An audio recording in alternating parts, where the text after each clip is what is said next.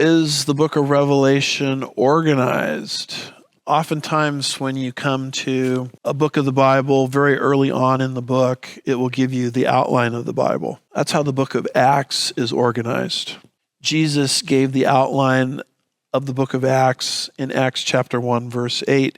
He says, "But you will receive power when the Holy Spirit has come upon you, and you shall be my witnesses both in Jerusalem," that's part 1 of the book, Acts 1 through 7, "and in all Judea and Samaria," that's part 2 of the book, Acts 8 through 12, "even to the remote parts of the earth," that's part 3 of the book, Acts 13 through 28.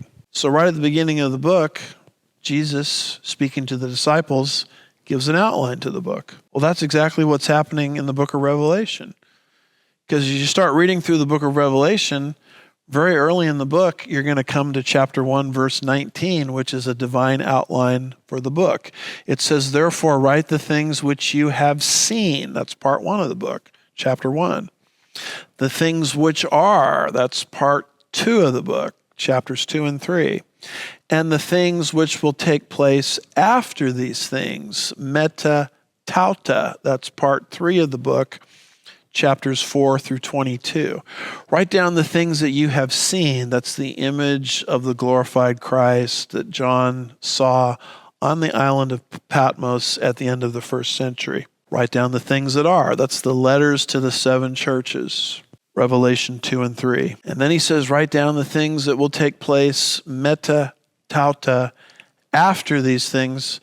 That's chapters 4 through 22 of the book, the futuristic vision of the book. Now we know that that futuristic section starts in chapter 4 because meta tauta is repeated twice. It says, after these things, meta tauta, I looked, and behold, a door standing open in heaven, and the first voice which I had heard, like the sound of a trumpet, speaking with me, saying, come up here, and I will show you what must take place after these things, meta tauta. So when you see meta tauta there repeated twice, you say, okay, he's starting part 3, because Revelation 1 verse 19 said part 3 is write down the things that will take place after these things. So that's the easiest way to take the book of Revelation and outline it.